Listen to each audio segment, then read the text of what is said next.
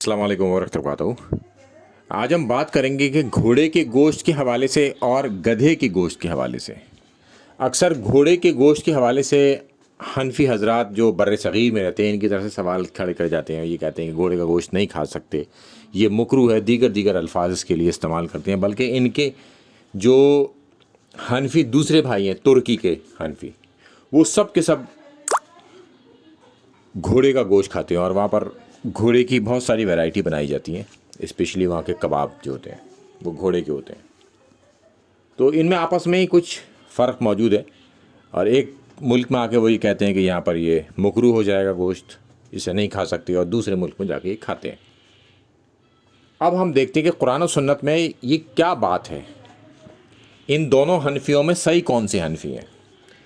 دیکھیے، اللہ کے رسول صلی اللہ علیہ وسلم کی حدیث ہے صحیح مسلم 5022، اس میں آپ فرماتے ہیں کہ پالتو گدھوں کے گوشت کھانے سے اللہ کے رسول صلی اللہ علیہ وسلم نے منع کر دیا تھا، اور گھوڑوں کا گوشت کھانے کی اجازت عطا فرمائی۔ جس چیز کو اللہ کے رسول صلی اللہ علیہ وسلم نے جس کی گوشت کھانے کی اجازت فرما دی، اس کو منع کرنے والا کون ہے؟ کیا کوئی نبی سے بھی اوپر درجہ رکھتا ہے؟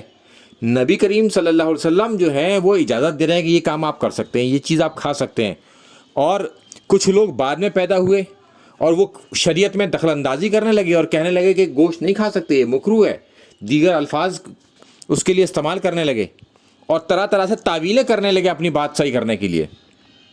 دیکھیے، ہم نے کلمہ پڑھا ہے لا الہ الا اللہ محمد رسول اللہ، تو ہم تو اطاعت اللہ اور اس کے رسول کی کریں گے۔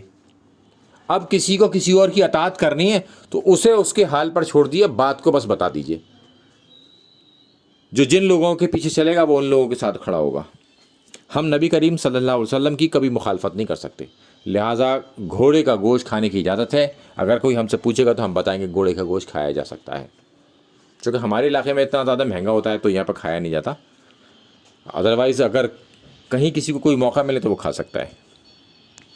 ہاں، پالتو گدھے کا گوشت کھانے سے منع کر دیا تو لہٰذا یہ نہ کھایا جائے۔ اللہ کے رسول صلی اللہ علیہ وسلم جس چیز کو دیں اسے لے لو، اور جس چیز سے منع کریں اس سے پیچھے ہٹ جاؤ، اس سے مان جاؤ۔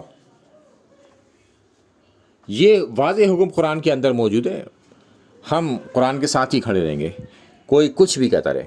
السلام علیکم ورحمۃ اللہ وبرکاتہ۔